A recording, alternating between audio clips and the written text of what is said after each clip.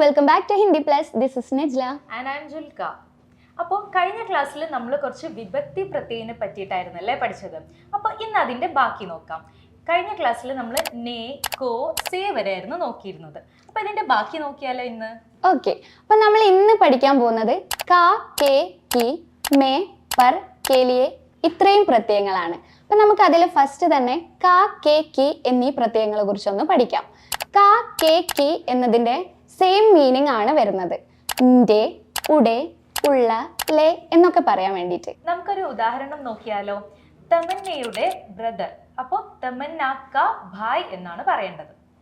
അതെങ്ങനെയാ? തമന്ന എന്നതൊരു സ്ത്രീ പദമല്ലേ, എന്നിട്ട് എന്തുകൊണ്ടാണത് കാ എന്ന് വന്നത്?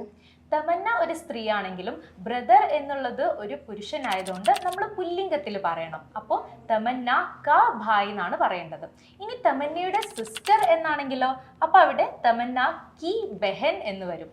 ഇനി തമന്നയുടെ കുട്ടികൾ എന്നാണെന്ന് വിചാരിക്കാം. കുട്ടികൾ എന്ന് പറയുമ്പോൾ ഒരുപാട് പേരുണ്ടല്ലേ, അപ്പോൾ തമന്ന കെ ബച്ചേ എന്ന് വേണം പറയാൻ. ഇവിടെ കാ എന്നത് ഏകവചനം പുല്ലിംഗമാവുമ്പോഴാണ് നമ്മൾ ഉപയോഗിക്കുന്നത്. അതേപോലെ കെ എന്നത് ബഹുവചനം പുല്ലിംഗമാവുമ്പോഴാണ് ഉപയോഗിക്കുന്നത്. അപ്പോൾ സ്ത്രീലിംഗത്തിൽ ഏകവചനവും ബഹുവചനവും വരുമ്പോൾ നമ്മൾ കി എന്നാണ് ഉപയോഗിക്കേണ്ടത്. അപ്പോൾ നമുക്ക് അടുത്ത പ്രത്യയമായ മേ പ്രത്യയനെ കുറിച്ചൊന്ന് പഠിക്കാം. മേ എന്നുള്ളത് നമ്മൾ മലയാളത്തിൽ പറയില്ലേ, വീട്ടിൽ, ഓഫീസിൽ, ബുക്കിൽ, ബോക്സിൽ എന്നൊക്കെ. അപ്പോൾ ആ ഇൽ സൗണ്ടിനാണ് നമ്മൾ ഹിന്ദിയിൽ മേ എന്ന് ചേർത്ത് കൊടുക്കുന്നത്. ഇനി ഇംഗ്ലീഷിൽ നോക്കുകയാണെങ്കിൽ നമ്മൾ ഇൻ എന്ന് പറയില്ലേ, അതാണ്. അപ്പം മേ എന്നത് രണ്ട് തരമില്ലേ? ഞാൻ എന്ന് പറയാൻ വേണ്ടിയിട്ടും മേ തന്നെയല്ലേ ഉപയോഗിക്കുന്നത്? നമുക്ക് ആക്ച്വലി പ്രൊനൗൺസ് ചെയ്യുമ്പോൾ നമുക്ക് ഒരേപോലെ തോന്നും, ബട്ട് രണ്ടും ഡിഫറെൻ്റ് ആണ്.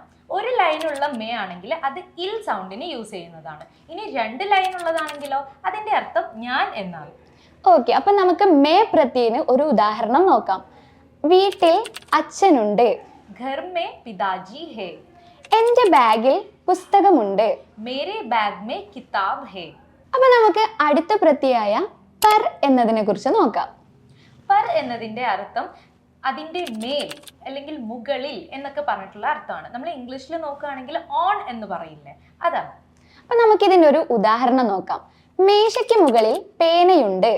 മേസ് പർ കലം ഹേ. ഞാൻ ടെറസിന്റെ മുകളിലാണ്. May Chhath per who. ഇനി അടുത്ത പ്രത്യയമാണ് കേലിയെ എന്നത്. ഇതിന്റെ മീനിങ്ങും ഇതിന്റെ യൂസേജും നമുക്കൊന്ന് നോക്കാം.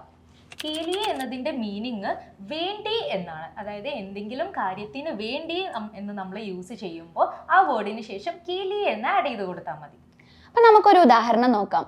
ഇത് ഞാൻ അവന് വേണ്ടി വാങ്ങിയതാണ്. യേ മേ ഉസ്കേ ലിയേ ഖരീദാ ഹൂ. ഇനി അടുത്തത് നോക്കാം. ഇരിക്കുവാൻ വേണ്ടി കസേര കൊണ്ടുവരൂ. ബൈഠ്നെ കേ ലിയേ കുർസി ലേക്കർ ആവോ. അപ്പോൾ ഇത് നമ്മൾ എനിക്ക് വേണ്ടി, നിനക്ക് വേണ്ടി എന്നൊക്കെ പറയുമ്പോൾ ഒരു ചെറിയ ഡിഫറൻസ് ഉണ്ട് കേട്ടോ. അതായത് എനിക്ക് വേണ്ടി എന്ന് പറയുമ്പോൾ മേരെ ലിയേ എന്നും, നിനക്ക് വേണ്ടി എന്ന് പറയുമ്പോൾ തുമ്ഹാരേ ലിയേ എന്നും, അതുപോലെ തന്നെ ഞങ്ങൾക്ക് വേണ്ടി ഹമാരേ ലിയേ എന്നുമാണ് പറയാം. അപ്പൊ നമുക്ക് ഇതിനൊരു ഉദാഹരണം നോക്കാം. നീ എനിക്ക് വേണ്ടി ഒരു ഹെൽപ്പ് ചെയ്യുമോ? ക്യാ തും മേരെ ലിയേ മദദ് കർ സക്തേ ഹോ. ഞാൻ ഇത് നിനക്ക് വേണ്ടി കൊണ്ടുവന്നതാണ്. യേ മേ തേരെ ലിയേ लाई हूँ. അപ്പോൾ we hope it's clear. मिलते हैं अगले वीडियो में, तब तक के लिए बाय बाय.